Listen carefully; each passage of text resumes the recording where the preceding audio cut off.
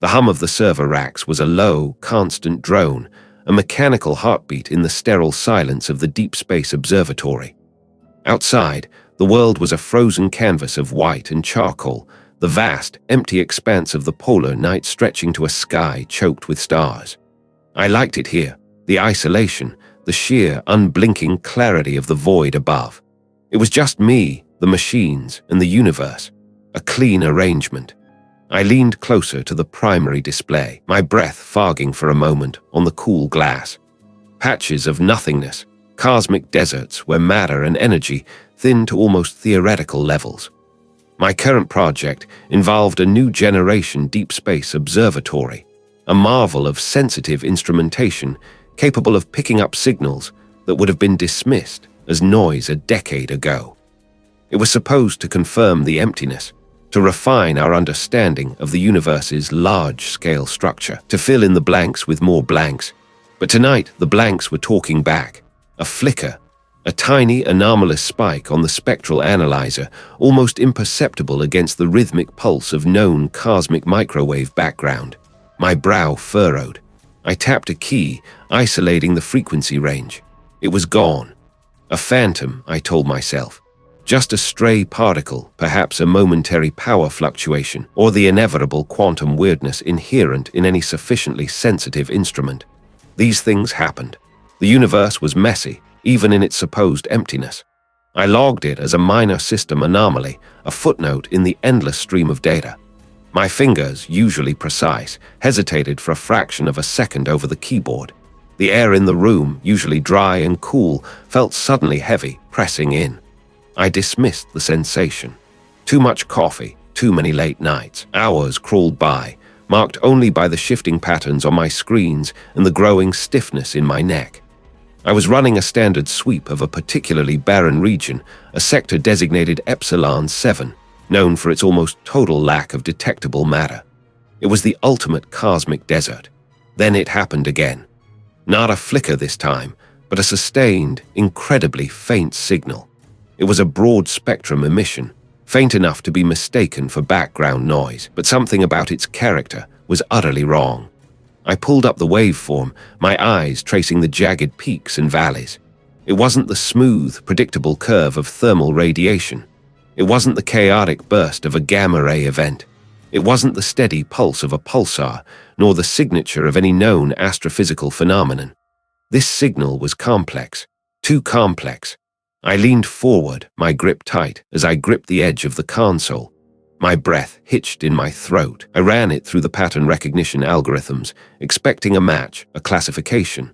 The algorithms choked, spitting out unclassified, no known match. They offered probabilities for various noise types, all ridiculously low. It wasn't random. There was structure in the static, a subtle underlying order that defied immediate interpretation. It wasn't repeating. Every fraction of a second, the pattern shifted, evolving, never quite returning to a previous state. This wasn't a loop, not a cosmic echo. It was a progression, from Epsilon 7. My skin prickled, and I felt a faint tremor in my right hand as I adjusted the filters, trying to strip away any remaining cosmic interference.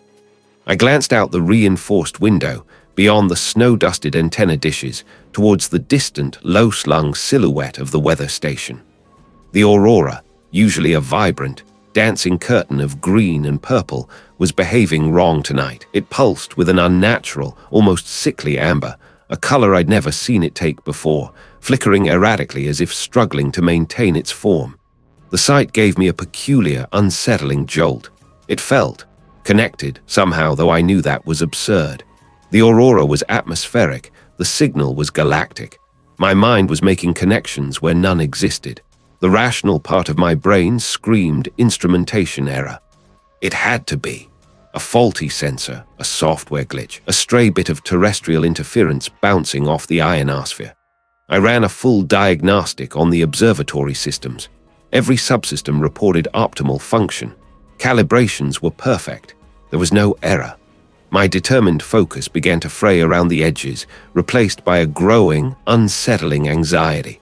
This wasn't just an anomaly, it was an impossibility. Something that shouldn't be there. Something that couldn't be there. I felt a peculiar pressure behind my eyes, as if the sheer improbability of the data was trying to force its way into my skull. My tongue felt thick, dry. I reached for my water bottle, my hand still trembling slightly. The water tasted metallic, flat. I had to log it. I had to record it, precisely and without embellishment, just as the data presented itself. It wasn't just a discovery. It felt like an intrusion. What was I looking at? What kind of cosmic phenomenon could produce a signal like this from a place where nothing existed? And why did it feel like it was watching me rather than just broadcasting? I liked it here, the isolation, a familiar cloak. It was the perfect environment for a mind to unravel a cosmic riddle, or perhaps to unravel itself. I leaned closer to the primary console, the glow of the monitors painting my face in shifting shades of green and blue.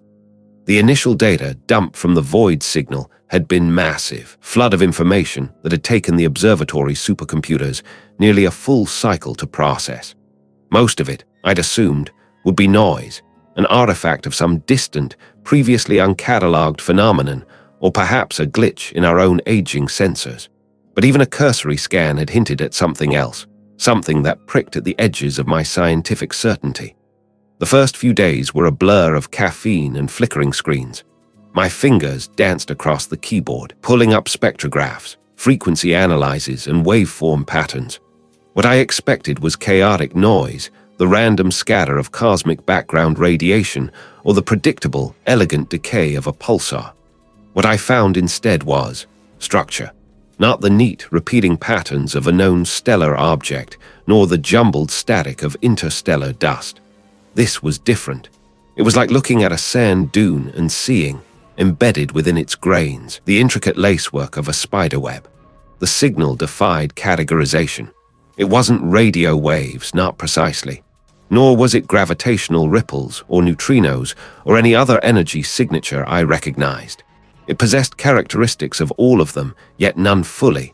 It shifted, modulated, and pulsed in a way that mimicked intelligence, but without any discernible language or mathematical sequence. My fingers paused midair. I zoomed in on a particularly dense segment of the data stream. It looked like a waveform, but each peak and trough was itself composed of smaller, impossibly complex subwaveforms, each subtly different, each carrying a unique, non-repeating signature. It was like a fractal, but alive, changing. A colleague, a quiet man named Thomas, poked his head into my office, a mug of steaming coffee in his hand. "Still at it, Raj. I missed dinner." I barely grunted, my eyes fixed on the display. "Almost there." He sighed, a sound of gentle resignation. "Don't burn out. The shift rotation is tomorrow." Sleep seemed a distant, irrelevant concept. The signal had woven itself into the fabric of my waking thoughts, and I suspected my dreams. I started isolating specific patterns, trying to find a Rosetta Stone, any kind of consistent repetition that might betray a natural origin. But every time I thought I had a handle on a sequence, it would subtly shift, morph, or introduce a new, unprecedented element. It was like trying to memorize a cloud formation that was constantly reforming itself. Yet, it wasn't random. There was an underlying logic, a terrifyingly sophisticated coherence that hinted at purpose, but a purpose utterly alien to any human understanding. This wasn't a natural phenomenon. It was too deliberate, too intricate, too impossible. My office, usually a beacon of order, began to reflect the chaos in my mind. Empty coffee mugs formed precarious towers on my desk, discarded printouts littered the floor, and the faint smell of stale pizza clung to the air. I'd stopped going to the common mess hall, preferring to have meals brought to me, or simply forgetting to eat altogether. The few colleagues who passed by gave me wider berths, their glances a mixture of concern and avoidance. I barely registered them. One evening, a faint, high-pitched whine started emanating from the speakers connected to the primary receiver. It was almost subliminal, a sound that made the fine hairs on my arms prickle. It wasn't part of the signal data itself, but seemed to be an ambient effect, a byproduct. I checked the environmental sensors. Everything was nominal. No unusual electromagnetic fluctuations, no atmospheric disturbances. But the whine persisted, thin, almost imperceptible thread of sound that seemed to hum in my very bones. I tried to focus on the data, but the sound was a persistent distraction. My head throbbed. I rubbed my temples, my fingers feeling clammy. I pulled up the external cameras, scanning the frozen landscape. The polar night was still absolute, but something was off. The distant readout from the weather station, Aurora behaving wrong, flashed on a secondary monitor. The station was several kilometers away, usually reporting predictable geomagnetic activity. Tonight, it reported anomalous, highly localized energy spikes, correlating precisely with the faint whine I was hearing. The aurora, normally a graceful, undulating curtain of light, was depicted in the station's optical feed as a frantic, flickering display, like a short-circuiting neon sign, pulsing with an unnatural, almost angry intensity. My breath hitched. The signal wasn't just data on a screen. It was doing something. It was affecting the physical world, subtly, imperceptibly, yet undeniably. What else was it capable of affecting? The hum of the servers was a constant, almost comforting drone in the frigid lab, a white noise against the deeper, more unsettling silence of the cosmos I was trying to decipher. My eyes burned, raw from hours staring at the holographic displays, isolating spectral lines. The signal, a jagged, impassably ancient whisper, defied every known astrophysical principle. It wasn't just old. It felt wrong, like a forgotten chord struck on an instrument built for a different reality. I'd been working for what felt like an eternity, fueled by lukewarm coffee and a growing sense of urgency. The spectral analysis was yielding increasingly complex patterns, far beyond any natural phenomenon. As I zoomed in on a particularly intricate waveform, the monitor flickered. Not a typical system hiccup, but a brief, jarring distortion, like a ripple across water. The image stretched, then snapped back. I blinked, rubbing my temples. Fatigue, I told myself. Too many late nights. Minutes later, a low, grinding static scraped through my headphones, momentarily overriding the pure tone of the signal I was trying to clean. I pulled them off, checking the audio interface. Everything appeared normal. I put them back on, and the static was gone, replaced by the signal's pristine, unnerving harmony. My skin prickled. This wasn't just a glitch. The next flicker wasn't confined to my screen. The server hum, a moment before a steady drone, seemed to waver, its pitch deepening, then rising, as if a massive, unseen lung was drawing breath and exhaling. I stood up, my chair scraping against the polished concrete floor, and scanned the room. Nothing seemed out of place, yet everything felt off. A faint, almost imperceptible scent of ozone now mingled with the stale coffee. My gaze drifted to the corner, where the emergency lights glowed a faint green. My breath hitched. My heart knocked against my ribs, a sudden, frantic rhythm. I squeezed my eyes shut, then opened them. Hallucination, definitely fatigue. I needed a break, a proper one, but the signal, it wouldn't let me go. It demanded attention. The glitches, however, persisted. My personal tablet froze, displaying a garbled mess of pixels before dying entirely. The subtle hum in the lab deepened, becoming a resonant thrum that vibrated through the floor and up into my bones. It felt like the very structure of the building was resonating with an invisible frequency. This wasn't just electrical interference. It was something more fundamental. Driven by a desperate need for answers that conventional physics couldn't provide, I shifted my research. I began sifting through obscure academic databases, cross-referencing astronomical anomalies with historical reports. It was a long shot, but the feeling that this signal wasn't unique to our time gnawed at me. Hours blurred. My fingers flew across the keyboard, and then I found them. Not scientific papers, but digitized copies of ancient, esoteric texts.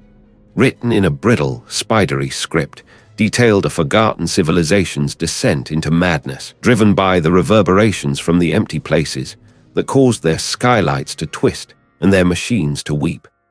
It spoke of cults, non-Euclidean geometries. These ancient people had encountered something similar, something that warped their perception, that twisted the sky itself. Then, a ping from a remote sensor network I'd established to monitor atmospheric anomalies. A sudden, dramatic spike in low-frequency electromagnetic radiation centered over a particular Arctic region. It wasn't a solar flare or a geomagnetic storm. The pattern was erratic, almost responsive. And coincidentally, reports were just starting to filter in from Arctic research outposts about unusual aurora activity, the skylights twisting. I packed a small bag, grabbed my most sensitive portable equipment, and arranged for immediate transport. The Arctic wind bit at my exposed skin the moment I stepped out of the small charter plane onto the desolate expanse. The pilot, a burly man with a perpetual frown, just grunted about weird readings and bad weather before retreating to his cockpit. My destination was a small, isolated research outpost, a single weathered structure hunkered against the vast, white emptiness. The journey to the weather station, aurora behaving wrong, was a white-knuckle affair over frozen, uneven terrain. As I approached the station, the sky above me began to shimmer. It wasn't just a normal aurora. The green and purple lights pulsed with an unnatural intensity, but they also folded. They bent in on themselves, creating impassable angles, fleeting glimpses of geometric shapes that my mind struggled to process. The light didn't just dance, it writhed. It looked like the sky itself was being stretched and twisted by unseen hands. A low, resonant hum, far deeper than any server, vibrated through the ground, rising from the earth itself. Inside the weather station, the equipment whirred, its lights flickering erratically. The air was thick with the scent of ozone and something else, something metallic and ancient. A large console displayed a live feed of the aurora. On the screen, the impassable geometries were even more pronounced, more terrifying. One moment, it was a curtain of light. The next, it was a colossal, multifaceted eye staring down from the heavens. My hands trembled as I set up my portable spectrum analyzer.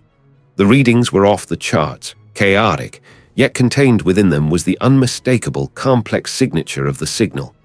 Then, a sudden, sharp crackle from the weather station's radio. A garbled, inhuman sound, like stones grinding together, interspersed with something that sounded like a distorted, stretched-out moan. It wasn't a voice. It was a presence, trying to speak through static, through the very air. A vast, impassable shape, composed of shifting angles and light, staring directly at me from beyond the glass. It wasn't just a hallucination. It was there. My vision blurred. I stumbled back, knocking over a chair. The radio continued its impassable, guttural sounds, louder now, filling the small station. What was it trying to say? Impassably intricate pattern of energy was pushing against the very edge of my understanding. I must have drifted off. One moment, the holographic display pulsed with the jagged lines. The next, I was somewhere else entirely. The air was thick, not with the dry coolness of the lab, but with a humid chill that clung to my skin like static. Colors rippled around me, hues I had never seen before, not in any spectrum or prism. A violet that hummed with a taste like ozone, a green that grated against my inner ear, a crimson that felt like a pressure behind my eyes. These weren't just sights, they were sensations, each one a whisper of something vast and ancient. Shapes formed and dissolved, impassable geometries that defied every law of perspective. Angles twisted inward, then outward, creating structures that my mind refused to hold, like water trying to grasp smoke. My breath hitched, caught in my throat, though I had no physical body in this place. I was pure awareness, adrift in a sea of alien design. Then came the presence, not a form, not a voice, but an overwhelming knowledge of something immense. It was the feeling of being a single grain of sand on a beach that stretched across galaxies, looking up at a wave that could swallow universes. There was no malevolence, no intent I could decipher, only a profound, terrifying indifference. It simply was. And within that being, I felt the reverberations of the signal, not as data, but as a living, breathing hum that resonated with the very fabric of this impassable reality. It was a language without words, a thought without a thinker, and it was reaching for me. I bolted upright in my chair, a strangled cry catching in my throat.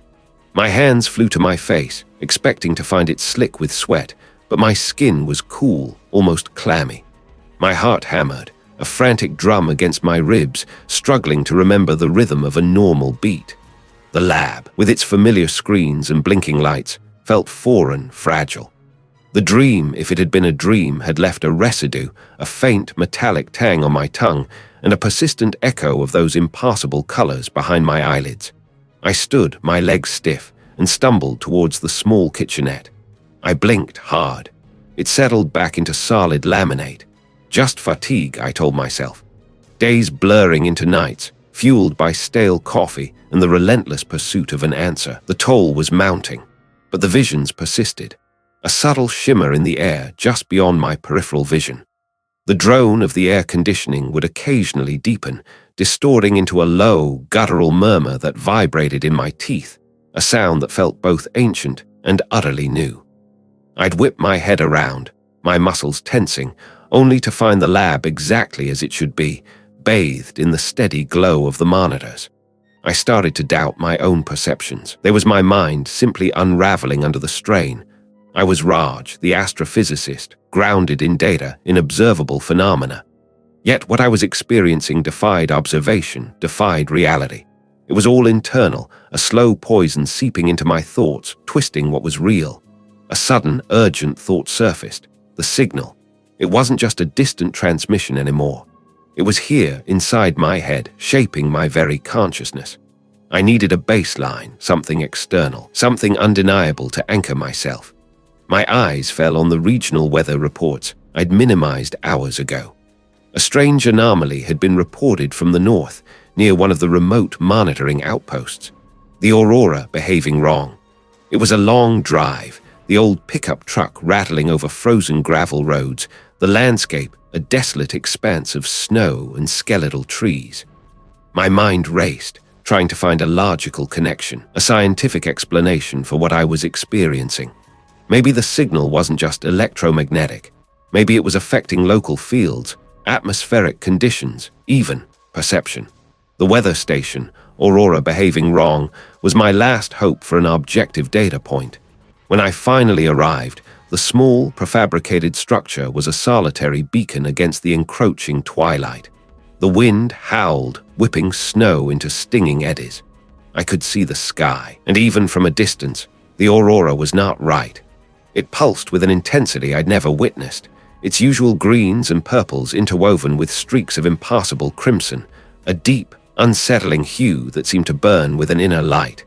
It wasn't fluid, it was angular, almost crystalline, forming patterns that mirrored the impassable geometries of my dreams. I fumbled with the key, my fingers numb, and pushed open the heavy door. I switched on the main power, the hum of the old equipment, a welcome if feeble sound.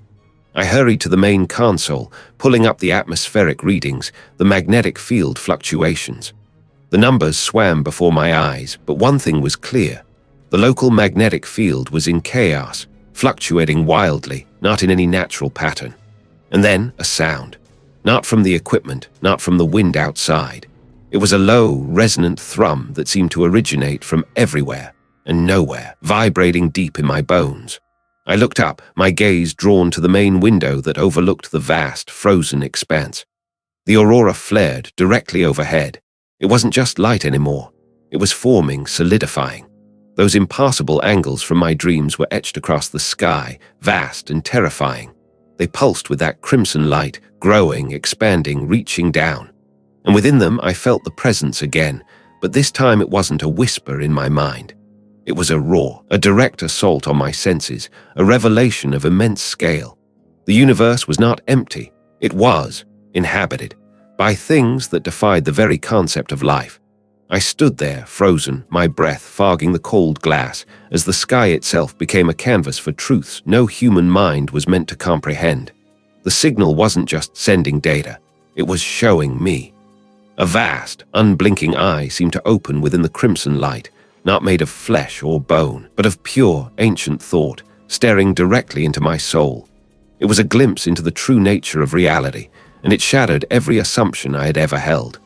What had I truly uncovered, and how could I ever unsee it?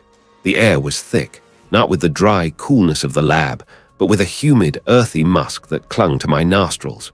I opened my eyes, the abrupt shift from the dream's oppressive warmth to the lab's sterile chill making my skin prickle. My neck ached. I must have slumped forward in my chair, my head resting on the cool metal of the console. The holographic display still pulsed before me, the jagged lines of the signal a constant, unsettling reminder. My dream, whatever it had been, dissolved into a vague impression of heavy air and something immense moving just beyond sight. A shiver, unrelated to the lab's temperature, traced a path down my spine. My colleagues needed to see this. They had to. The sheer impassability of the signal, its intricate complexity, and its source in the void, demanded immediate attention. I spent the next few days meticulously compiling my data, refining my models, double-checking every calculation. Sleep became a luxury I couldn't afford, fueled instead by lukewarm coffee and the insistent hum of the processors. My hands trembled as I assembled the presentation, not from fatigue, but from a frantic urgency that buzzed beneath my skin. This wasn't just an anomaly. It was a revelation that would rewrite our understanding of the cosmos. The departmental colloquium was scheduled for a Tuesday afternoon. The usual gathering of researchers, some bright-eyed junior colleagues, others seasoned veterans whose faces were etched with years of staring at distant stars. I stood before them, the projector casting my intricate graphs and spectral analyses onto the screen. My voice, usually steady and measured, felt thin, a reedy sound in the hushed room. I spoke of the signal, its unprecedented power, its origin. I showed them the data, the undeniable patterns, the way it defied every known astrophysical principle. A senior researcher, a woman whose work on pulsars I deeply admired, raised a skeptical eyebrow. "Raj," he said, his tone gentle but firm, "the data is intriguing, certainly, but a conscious presence, it sounds unscientific."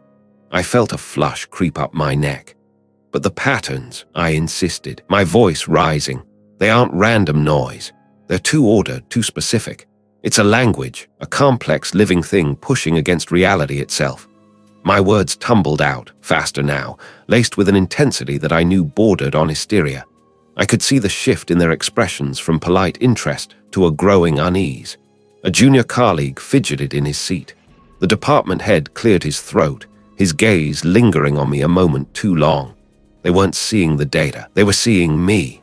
They were seeing my bloodshot eyes, my disheveled hair, the raw, frayed edges of my composure.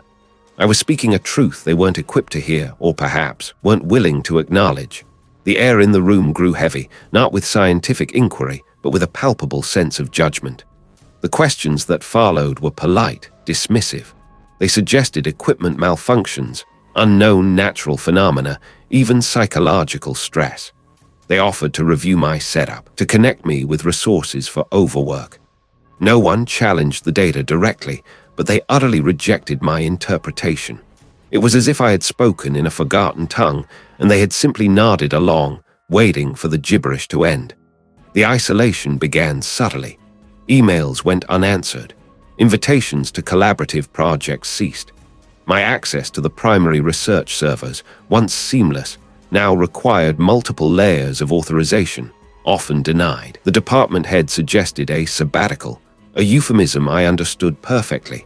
My colleagues, once eager for discussions, now averted their eyes in the hallway, offering hurried, mumbled greetings. I was an anomaly, a cautionary tale. My scientific career, once a beacon, now felt like a derelict ship adrift in an empty ocean.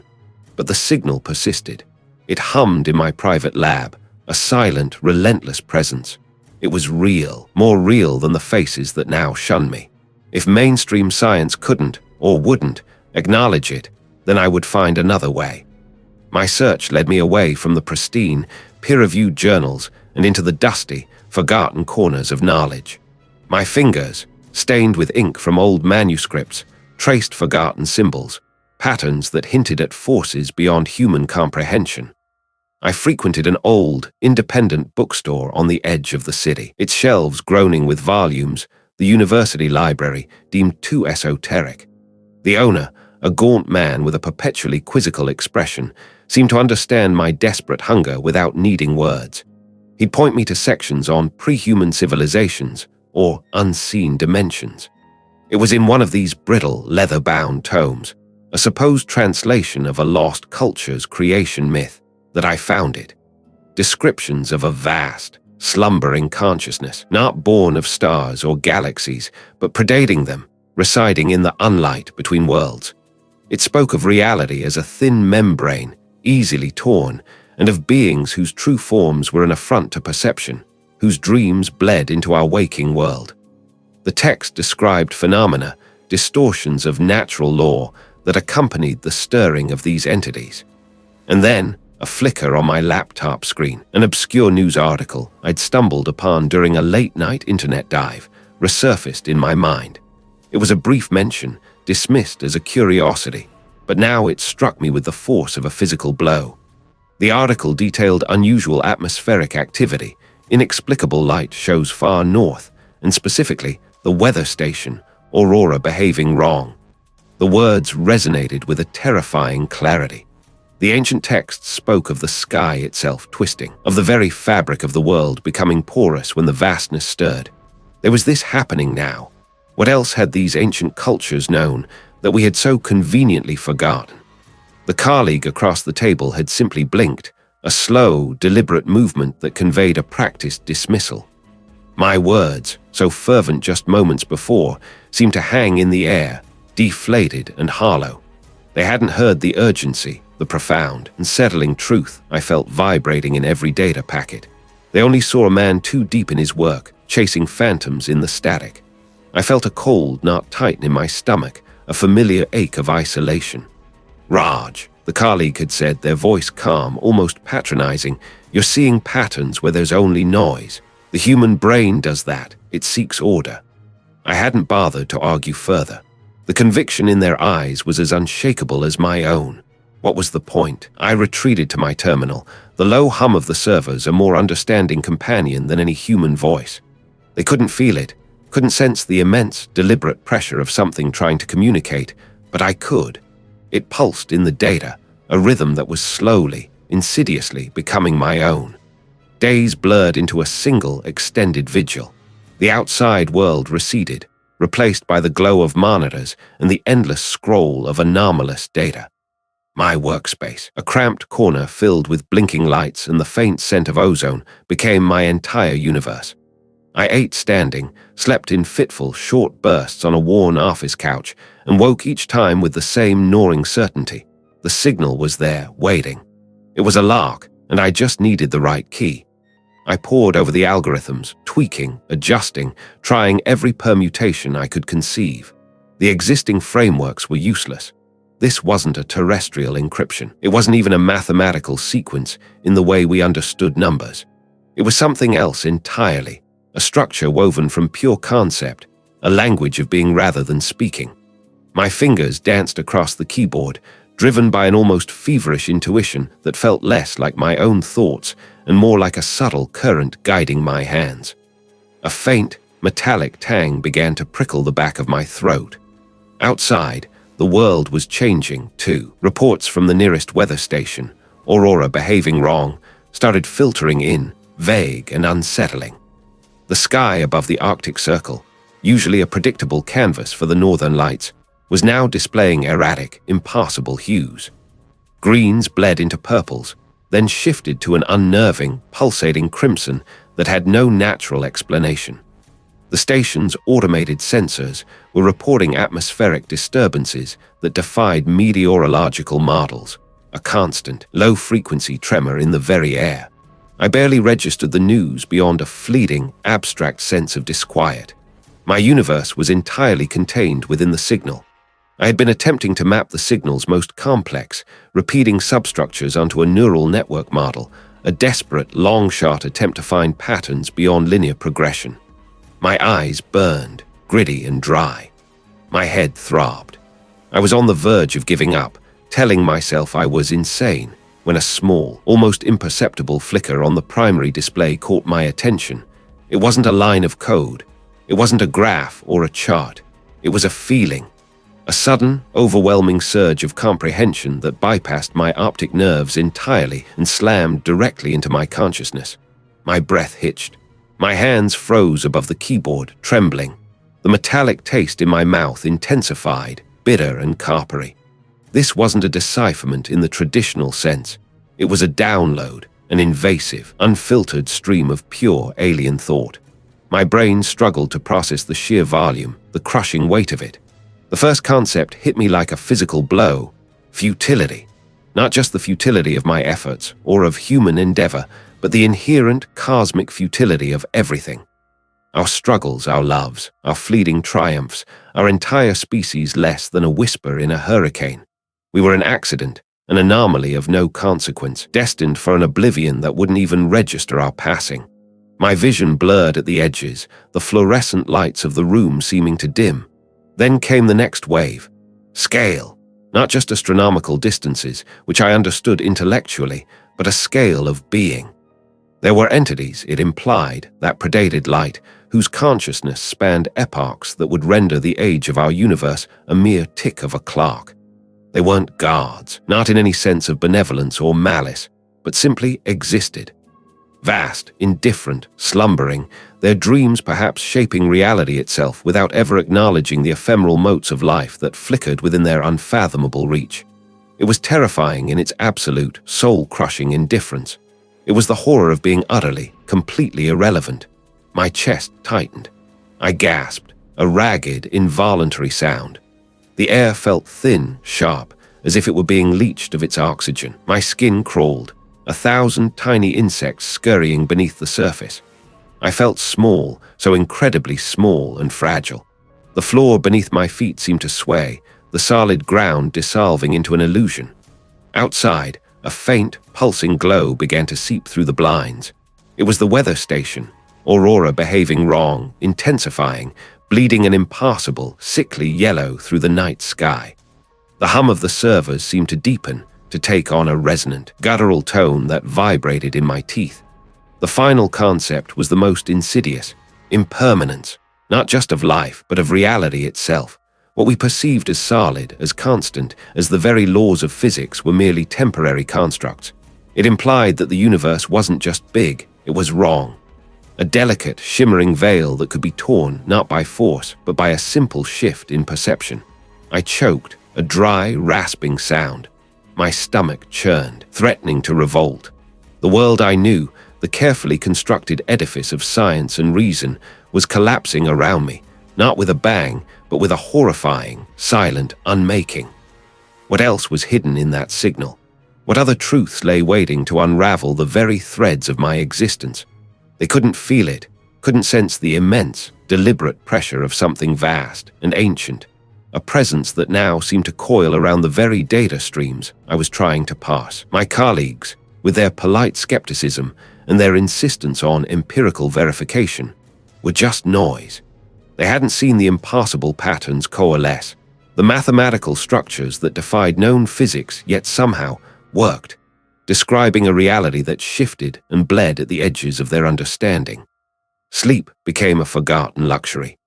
Days blurred into nights, marked only by the shifting light outside my small office window, then by the sterile glow of my monitors. My body, once a reliable machine, became an afterthought. Food tasted like ash.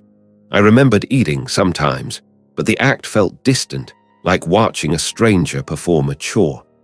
My eyes began to ache, then to burn, finally settling into a perpetual grittiness, ringed by shadows that mirrored the abyssal depths I was staring into on my screens. When I caught my reflection in the dark glass of the monitor, a gaunt, hollow-eyed stranger stared back, his skin stretched taut over sharp bones, his gaze too intense, too unblinking. It was me, I knew, but also not. A subtle shift had occurred, a recalibration of my very being. The deciphered knowledge wasn't just information, it was an invasive truth. It seeped into me, not through language alone, but through a resonance, a frequency that vibrated deep within my skull. The signal was a key, unlocking chambers of perception I hadn't known existed. This wasn't merely understanding, it was assimilation. My determination, once a sharp tool, was now a dull, relentless thrum, urging me ever deeper. Conversations with the few colleagues who still bothered to check on me became exercises in futility. Their concerns about my health, about my unhealthy obsession, sounded like the chirping of insects in a vast, echoing cave.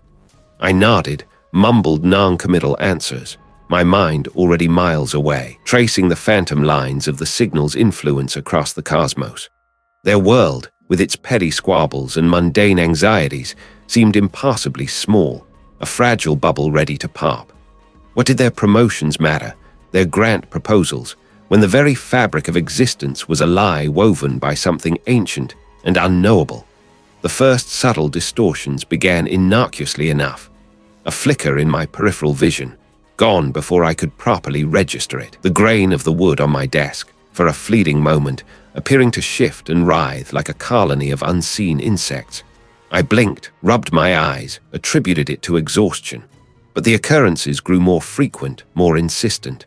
The pattern on the worn carpet in the hallway would momentarily ripple, as if seen through disturbed water. The fluorescent lights would hum a discordant, almost melodic tone that only I seemed to hear. Was I finally breaking? Or was I, for the first time, truly seeing? The insistence of the signal grew, its presence almost physical, a pressure behind my eyes.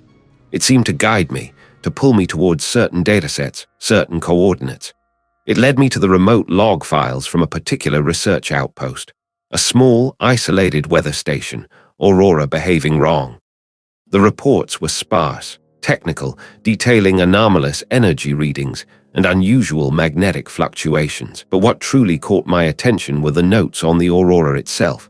Unprecedented spectral shifts, one entry read. Geometric patterns observed within corona. The journey to the weather station was a blur of frozen landscapes and howling winds. All I felt was the insistent tug, the growing certainty that the next piece of the puzzle lay here, under the impossibly vast, star-dusted sky. The station itself was a collection of prefabricated modules, hunkered down against the relentless elements, a fragile outpost in an indifferent wilderness. Inside, the air was thick with the smell of old coffee and ozone. A single, weary-looking technician, his face etched with worry, greeted me. He didn't ask why I was there. He just pointed vaguely north. "It's been active," he murmured, his voice low, as if afraid to disturb something. I set up my portable equipment, connecting it to the station's array, my fingers moving with an unnerving efficiency. The data streamed in, raw and unsettling. And then it was night. The sky above became a canvas of impossible light. The Aurora, a living river of green and violet, pulsed and writhed. But this was no natural phenomenon. The Aurora behaving wrong was an understatement. I saw it then, truly saw it. Within the shimmering curtains of light, impossible geometries began to form, shifting, interlocking, then dissolving, only to re-emerge in a new, more complex configuration. They were not patterns of light, but impressions of something vast, something that moved with deliberate, alien intent. The air crackled with an unnatural energy, and a low, resonant hum filled my chest, vibrating through my very bones. It was the signal, amplified, made manifest. It wasn't just influencing my mind anymore. It was bending the very light, projecting its truth onto the sky itself. My breath hitched, my vision narrowed, focused solely on the shifting patterns above. The knowledge wasn't merely deciphered, it was ingrained. It had changed the way my eyes processed light, the way my brain interpreted input. I was seeing the universe through a new lens, a terrifying, beautiful, alien lens. Was this what true understanding felt like, or was it the first step into a deeper madness? The journey to the weather station was a blur of frozen landscapes and howling winds. The cold bit through my layers, but I barely registered it. The station itself was a squat, utilitarian structure, hunkered down against the relentless expanse of ice and rock. A lone, flickering generator hummed an uneven rhythm, casting weak light against the swirling snow. I wrestled open the heavy door, a blast of frigid air chasing me inside. The interior was Spartan, smelling of stale coffee, old electronics, and the faint, metallic tang of ozone. My breath plumed in the dim light. I didn't waste a second. My gear, carefully packed and protected, was unloaded with practiced efficiency. Cables snaked across the floor, connecting an array of sensitive receivers and custom-built processors. The air crackled with a dry static charge as I powered up the equipment. Outside, the Aurora began its nightly display, but it wasn't right. Instead of the usual fluid curtains of green and violet, It pulsed with an erratic, sickly yellow, then a deep, bruised purple that seemed to drain the light from the sky. It writhed, not like natural light, but like something in pain, or perhaps something struggling to form. The patterns it drew across the heavens were too sharp, too geometric, resolving for fleeting moments into impassable angles before dissolving back into chaos. My gaze kept returning to it, a primal unease stirring in my gut. It was a visual echo of the signal, a cosmic distortion made manifest in the atmosphere. As my primary receiver larked onto the void's coordinates, the low hum I'd become accustomed to intensified. Here, with less interference, the signal wasn't just clearer, it was closer. It felt like a physical presence in the room, a resonant vibration that seeped into the marrow of my bones. My fingertips, calloused from countless hours spent manipulating delicate instruments, began to tingle. It was no longer a distant murmur picked up by sensitive dishes. It was a whisper in the silent spaces of my mind, not words, not even sounds, but a pressure, an undeniable direction. I adjusted the filters, trying to isolate the core frequency to strip away the cosmic noise. The signal, when isolated, was not a simple pulse or a complex modulation. It was a tapestry, intricate beyond comprehension, each thread a layer of information. But as I listened, truly listened with every fiber of my being, something shifted. The pattern wasn't just emitting, it was seeking. It wasn't an observation, it was an invitation. This wasn't data to be analyzed. This was a call, a beckoning, from what I couldn't say, but the implication was terrifying. It wanted something. It wanted me. To merely observe was no longer enough. The signal demanded a deeper engagement, a surrender to its impassable logic. It was a law, and I, for all my scientific rigor, felt the undeniable pull. My hands moved, almost independently, towards a specialized amplifier I'd brought along, a device designed for extreme signal boosting, far beyond safe operating parameters. I knew the risks. Pushing this much raw, unknown energy through my perception filters could shatter them, could shatter me. But the thought of turning back, of simply logging the data and retreating, was intolerable. The signal was a hunger, and I felt a mirroring hunger within myself, a desperate need to understand, no matter the cost. I began to modify the setup. The amplifier was meant for powerful, terrestrial broadcasts, not for something of this nature. I bypassed several safety protocols, jury-rigging a direct conduit, a crude bridge between the signal's raw energy and my own sensory input. I connected a modified neural interface, typically used for basic brainwave monitoring, directly to the amplifier's output. It was reckless. It was insane. But the call was too strong. As the final connection clicked into place, the air in the small room grew heavy, thick with an unidentifiable charge. The humming of the generator outside seemed to falter, its light dimming for a beat before sputtering back to life. My vision blurred at the edges, the squat walls of the weather station seeming to ripple, to lose their solidity. I took a deep, shuddering breath, my chest tight. My fingers trembled as I reached for the activation switch, my skin prickling. The aurora outside pulsed violently, painting the frosted window in shades of impassable green and a searing, bloody red. It felt like the sky itself was holding its breath. I closed my eyes for a moment, steeling myself, then pushed the switch. A low thrum resonated through the floor, vibrating up my legs, through my chest, into my teeth. It wasn't sound. It was vibration, raw and pure, bypassing my ears entirely. My head exploded with a cascade of non-colors, shapes that defied geometry, and a crushing pressure that threatened to collapse my skull. My body convulsed, a wave of nausea washing over me, bile rising in my throat. The air was suddenly too thin, too sharp. I gasped, struggling for breath, but my lungs felt like deflated sacks. The signal wasn't just amplified, it was inside me. It wasn't a call anymore. It was an absorption. My consciousness felt like a tiny point, caught in an infinite, spiraling vortex of incomprehensible data. My understanding of space, of time, of my own existence, began to unravel, thread by agonizing thread. I was being pulled apart, stretched thin across distances I couldn't conceive.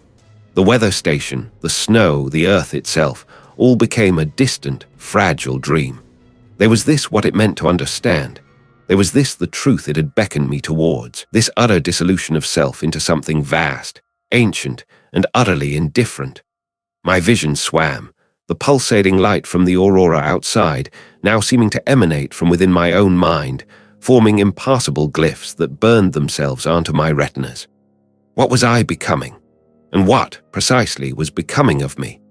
The wind at the weather station was a tangible wall of ice, clawing at my exposed skin, searching for any weakness in my layers. My breath plumed into frozen fog, obscuring the path to the main structure, a squat, reinforced building that seemed to hunker against the onslaught. I pushed through the drifts, my boots crunching on the packed snow, the sound swallowed almost instantly by the howl that tore across the vast, white expanse. The air tasted metallic, sharp with ozone, and something else, a faint, almost imperceptible tang that resonated with the incessant hum in my mind. Inside, the station was a stark contrast to the blizzard outside. It was cold, yes, but still. The hum of dormant machinery filled the silence, a low thrumming that was both mechanical and, to my attuned senses, something more.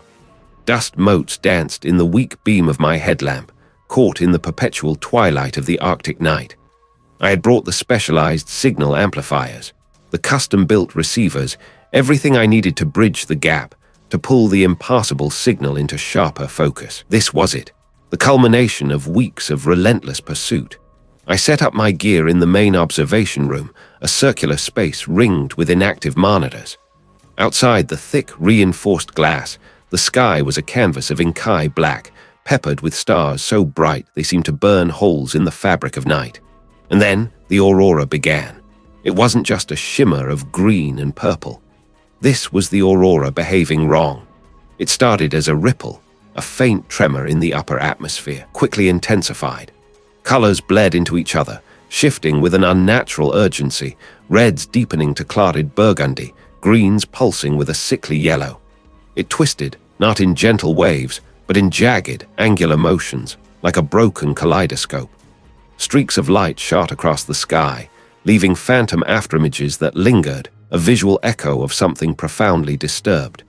My hands moved with a desperate urgency, connecting cables, calibrating frequencies. The hum in my head intensified, vibrating through my teeth, making my vision swim at the edges. I could feel the presence now, closer, more immediate than ever before. I activated the main amplifier. The station lights flickered, dimmed, then surged back with a jolt. A high-pitched whine erupted from my equipment, a sound that bypassed my ears and drilled directly into my skull. I squeezed my eyes shut, a gasp catching in my throat. When I opened them, the world had changed. The aurora still writhed, but now within its impassably shifting patterns I saw it. Not with my eyes, not truly. It was an apprehension, a sudden, overwhelming understanding that flooded my mind, bypassing every filter of human experience. The form was not a physical shape, not something that could be measured or contained within 3 dimensions.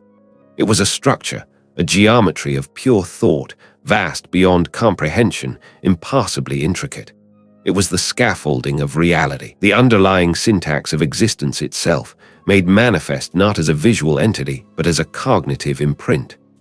I saw lines of force, not electromagnetic, but ontological, stretching across unimaginable distances, connecting stars to concepts, galaxies to ideas.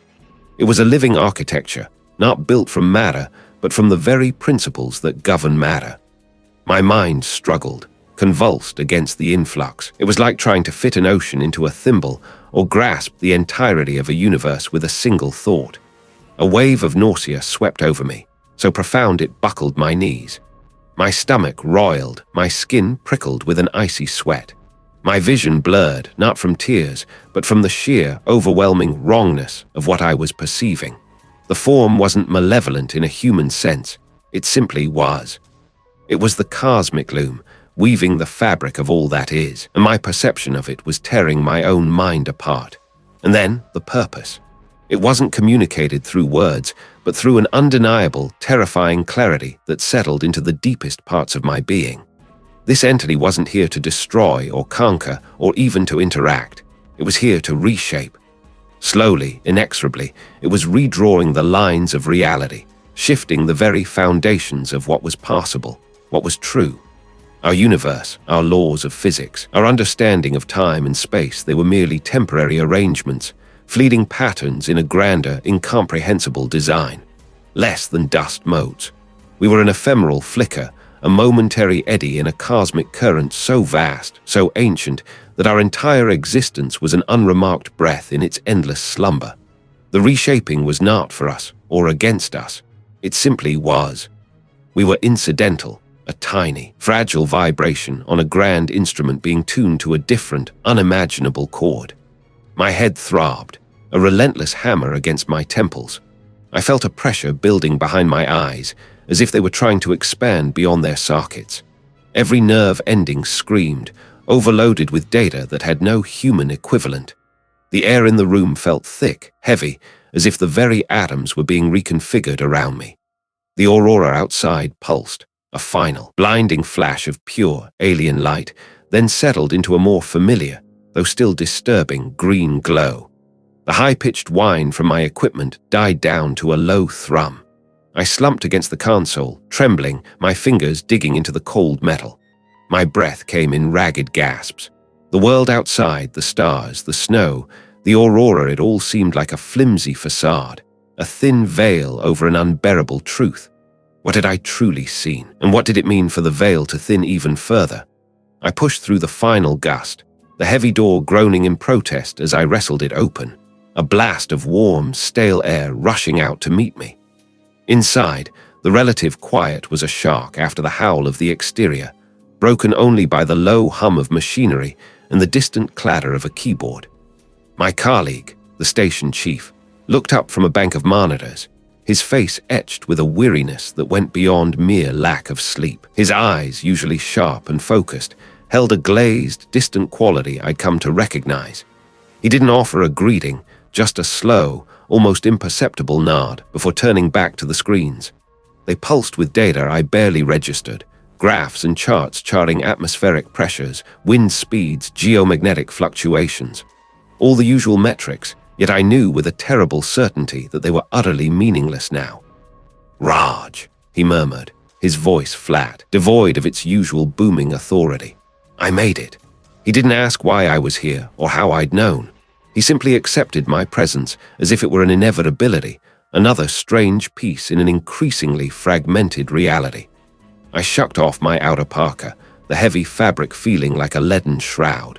The air in the station felt thick, charged with an unspoken tension, an undercurrent of something deeply wrong.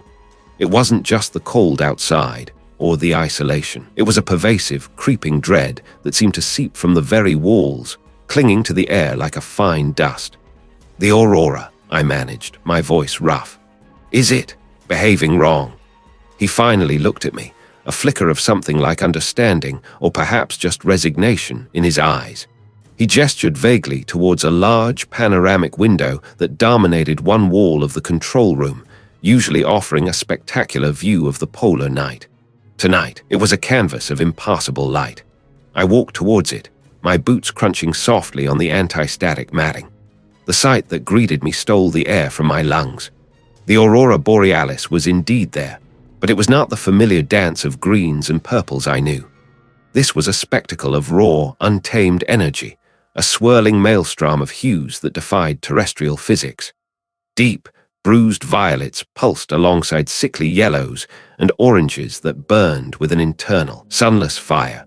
It writhed, not with the graceful undulations of magnetic fields interacting with solar wind, but with a horrifying, deliberate motion.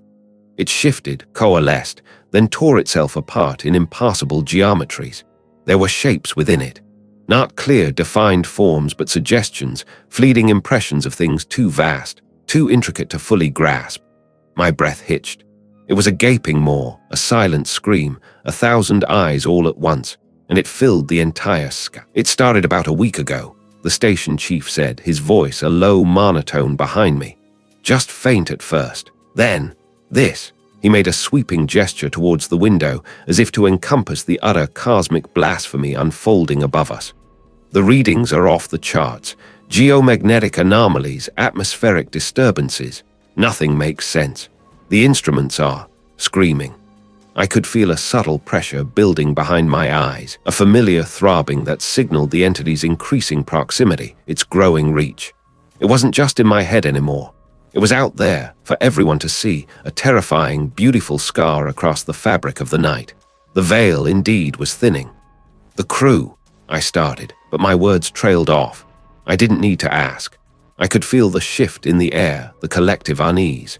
The station chief's distant gaze, the unnatural quiet in the usually bustling control room. "There, quiet," he finished for me. Some just stare at it. Others, they retreat, huddle in their bunks. They don't talk much. They don't sleep much either. He paused, then added, almost as an afterthought, "There was a small incident yesterday. A technician tried to walk out into it, said it was calling to him." My stomach clenched. This wasn't just an atmospheric phenomenon. The aurora was not merely a display. It was a beacon, an invitation. I pressed my hand against the cold glass of the window. The impassable light pulsed, and for a moment I felt a resonance, a deep, resonant hum in my own skull that mirrored the chaos outside. I could almost hear it, a silent, ancient language speaking directly to something primal within me. As I watched, a sudden, violent surge erupted within the aurora. It condensed, folding in on itself, the swirling colors tightening into a focal point. Then, with a soundless burst, it expanded outwards, not like a ripple, but like a tearing. A massive, jagged rent appeared in the sky, a negative space that swallowed the light, revealing not stars, but an even deeper, more profound blackness.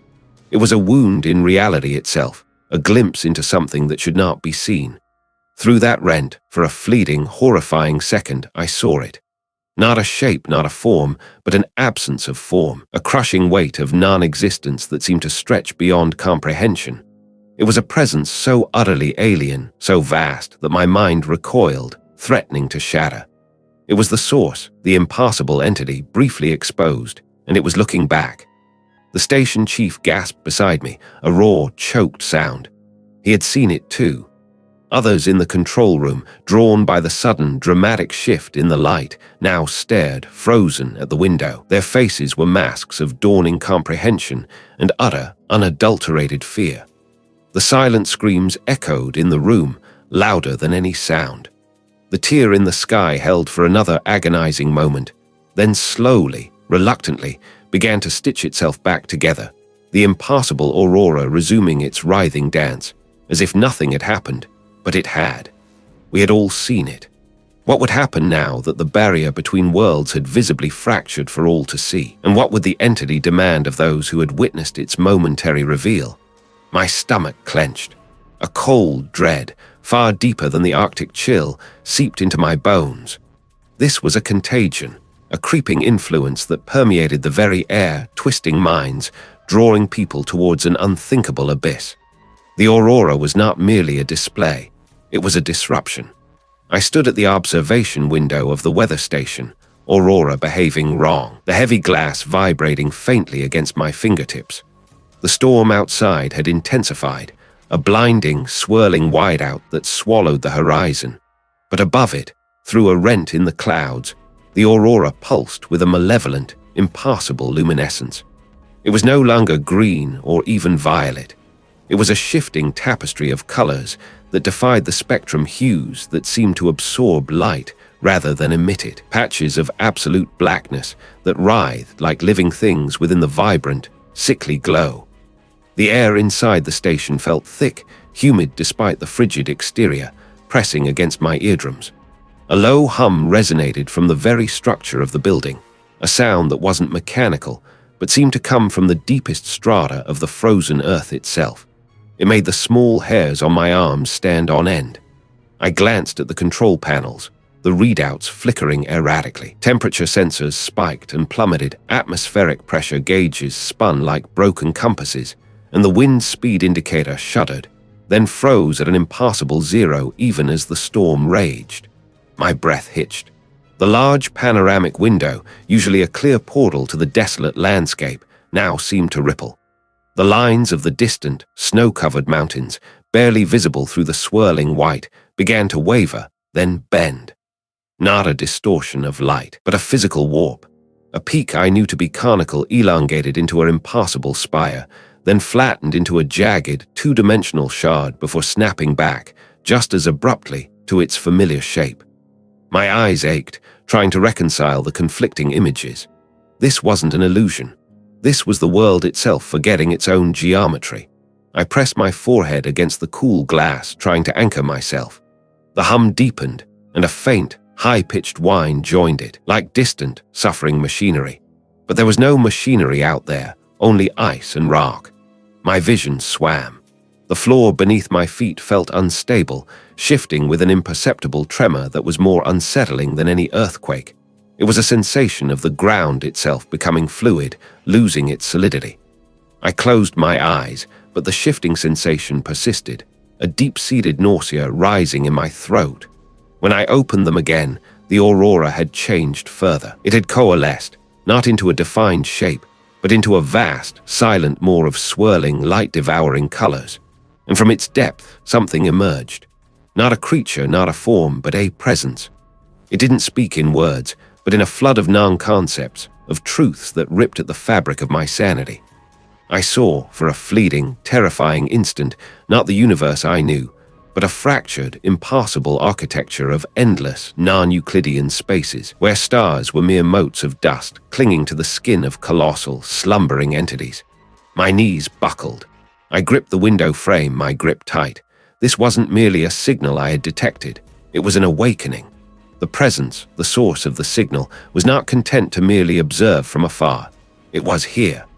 It was pushing through, not with physical force, but by unraveling the very threads of reality, making room for its own impassable existence. The aurora was its herald, its curtain, and now its manifestation. Through the distorted glass, I saw a new phenomenon. Not just the bending mountains, but the very air itself seemed to solidify in places, forming translucent, crystalline structures that appeared and vanished in an instant. They were like fragments of some cosmic lattice, impassably sharp, impassably vast, shimmering with colors that hurt my eyes. They defied perspective, sometimes appearing miles away, sometimes inches from the window, their scale shifting with dizzying speed. My mind screamed, trying to impose order on the chaos, but there was no order, only the relentless, silent expansion of the impassable. A distant siren, faint and distorted, reached me through the storm. It sounded wrong, stretched and warped, as if the sound waves themselves were struggling through a medium that no longer obeyed physics. Then another, and another, all off-key, all discordant, a chorus of rising panic that died as quickly as it began, swallowed by the growing hum and the silent, expanding wrongness. It was like hearing the very consciousness of the world fraying, threads snapping one by one. I felt a pang of profound despair, not my own, but a resonance, an echo of the collective fear blooming across the desolate landscape. My hands began to tremble uncontrollably. This wasn't just a discovery. It was an invasion, not of armies, but of an alien reality seeping into our own, dissolving the boundaries of what was real. And I, Raj, the one who had listened, the one who had sought, was now standing at the precipice, watching the veil tear. What would be left of us when the new reality finally settled into place? The aurora was not merely a disc, lay of light. It was a membrane, thin and shivering, between what I knew and what I was beginning to suspect. I stood outside the weather station, aurora behaving wrong, the wind whipping my coat around me. Its windows, usually a warm orange glow, were black, reflecting nothing but the eerie green and violet tendrils that pulsed above. The air tasted of ozone and something else, metallic and ancient, like rust on a forgotten starship. The aurora wasn't just in the sky anymore. It seemed to descend, a shimmering curtain that hummed with a low, resonant frequency I felt in my teeth. It was a sound that bypassed my ears, vibrating directly against my skull, rattling the fragile cage of my sanity. My eyes, fixed on the shifting lights, began to ache, not from strain, but from the sheer volume of information they were trying to process. Patterns within patterns, fractal geometries that defied Euclidean space, twisting and reforming with a deliberate, alien grace. There was it calling me. There was this the culmination of the signal I had chased for so long. A strange warmth bloomed in my chest, a counterpoint to the Arctic air, and it wasn't fear. It It was a terrible, consuming curiosity, a determination that felt less like my own will and more like an infection. I felt compelled to step closer, to let the light wash over me, to understand. What would it feel like? The ground beneath my boots began to vibrate, a low thrumming that intensified the further I moved from the relative shelter of the station. Each step was a deliberate act, an offering to the impassable beauty above. The colors deepened, bleeding into hues I'd never witnessed, shifting from a familiar green to an unsettling, bruised purple, then to a stark, blinding white that seemed to burn directly into my optic nerves. I squinted, but the light only intensified, pushing past my eyelids, painting the inside of my mind with its alien luminescence. Then it wasn't just light. There was form within the shimmer. Not physical shapes, not solid objects, but concepts given ephemeral dimension.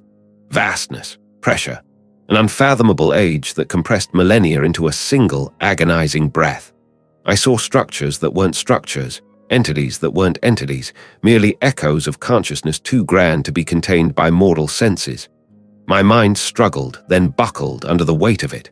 The signal wasn't just information, it was a key. It was teeming, brimming with things that had always been there, watching, waiting, beyond the furthest reaches of our comprehension. They were not malevolent in a human sense, nor benevolent. They simply were. And I, Raj, was finally seeing a sliver of their truth. My body felt light, ethereal, as if the molecules composing me were loosening their grip, ready to disperse into the shimmering atmosphere. A low groan escaped my lips, but it wasn't from pain. It was a sound of release, of the final, desperate tearing of a veil. My perception of up and down, of solid ground and open sky, dissolved. I was floating, suspended in a sea of impassable light and sound. My eyes, I realized, were no longer just seeing. They were absorbing. The light poured into me, not just visually, but conceptually, filling the empty spaces in my mind, reshaping the very architecture of my thoughts. I felt my human fears, my human desires, my human identity begin to recede, like sand washed away by an incomprehensible tide. They were small, insignificant, meaningless in the face of this vast, ancient reality. The world I knew, the world of stars and galaxies, of physics and logic, became a toy model, a child's drawing. It was a simplified projection, a convenient fiction designed to protect fragile minds from the overwhelming truth. The true reality was a tapestry woven from dimensions beyond our three, a symphony played on frequencies only now accessible to me. I was not just observing it, I was becoming a part of it.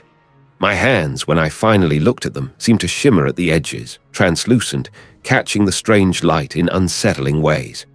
My fingers felt elongated, less like bone and flesh, more like tendrils of the aurora itself. A new language, not of words but of pure concept, bloomed in my mind. I was no longer Raj, the astrophysicist. I was Raj, the observer. Raj, the conduit. A profound sense of peace settled over me, a peace born of utter surrender. I felt myself expanding, my consciousness stretching beyond the confines of my skull, merging with the vastness above. My human form, this vessel of flesh and blood, felt like a constraint, a temporary shell. I understood now. I truly understood. What would I do with this understanding? Could I ever return to what I was, or was this new perception irreversible? The aurora was not merely a display. I stood in the operational hub of the weather station, aurora behaving wrong, the console lights casting a sickly green glow on my clammy hands. Outside, the sky pulsed with an unnatural rhythm, a silent, vast heart beating across the zenith. The data streams on the monitors were a chaotic symphony of impossible readings. Gravity fluctuations rippled across the sensors, not in waves, but in jagged, impossible spikes that defied all known physics. Electromagnetic fields warped and snapped, the station's instruments screaming silently with overloaded data. The air, usually crisp and biting, now felt thick, heavy with an unseen pressure that pushed against my eardrums. My teeth ached. My eyes burned from staring at the screens, trying to find a pattern in the madness, a logic to the universe's unraveling. I ran a diagnostic on the primary atmospheric resonance array, my fingers trembling as they danced across the keyboard. The system responded with a burst of static, then a low, guttural hum that vibrated through the floor plates. It wasn't the hum of machinery. It was deeper, older, like the groan of tectonic plates shifting beneath a primordial ocean. The sound resonated in my chest, a physical ache that tightened my lungs. I coughed, a dry, rasping sound in the sterile quiet. Was it just the station failing? Or was the sound coming from the aurora itself, a frequency my equipment was only now registering? The aurora outside, seen through the reinforced viewport, was no longer a curtain of light. It swirled with an internal geometry that my mind struggled to process. Lines intersected at impassable angles, forming shapes that had no names, no terrestrial equivalent. They were not merely optical illusions. They possessed an intent, a slow, deliberate unfolding. My skin prickled. I felt an immense, crushing weight settle on my shoulders, as if the very fabric of space above me was pressing down. I leaned closer to the main console, ignoring the tremor in my hands. A new anomaly flickered across the display, a complex, multi-layered signature, unlike any cosmic background radiation, any pulsar, any stellar nursery. It was a signature of presence, emanating directly from the heart of the distorted aurora. My breath hitched. This was it, the source. My vision blurred at the edges, not from fatigue, but from the sheer impossibility of what I was witnessing. The colors of the aurora deepened, shifting from ethereal greens and purples to a sickening, bruised crimson. The hum intensified, filling my head, vibrating behind my eyes. I felt a strange detachment, as if my consciousness was being stretched thin, pulled away from the confines of my skull. Then the viewport cracked. Not a fracture of glass, but a ripple like water disturbed. The light of the aurora poured in, not as illumination, but as a viscous, living substance. It coated the console, my hands, my face, with a cool, alien luminescence. It didn't burn, but it felt like a profound alteration, a transformation at the molecular level. My fingers, bathed in the strange light, seemed to elongate, to shimmer with an internal, unearthly glow. The boundaries of my body softened. The hum became a roar, not of sound, but of pure, overwhelming information. It flooded my mind, a deluge of concepts and perceptions that shattered every framework of understanding I possessed. I saw not with my eyes, but with something else, something vast and ancient that was now me. The weather station vanished. I was adrift in the crimson glow, no longer Raj, but a point of awareness in an ocean of unknowable consciousness. It was a boundless, slumbering entity, dreaming the universe into a fleeting, fragile existence. Humanity, its stars, its galaxies, they were motes of dust in its vast, inchoate dreams. And now it was stirring. I felt its immense, indifferent gaze not upon me, but through me, perceiving reality as a series of resonant frequencies, a symphony of cosmic dust. My identity, my memories, my very sense of self began to fray, dissolving into the overwhelming current of its being. The aurora was its eyelid, slowly opening. What would it see when it was fully awake? What would become of the dream?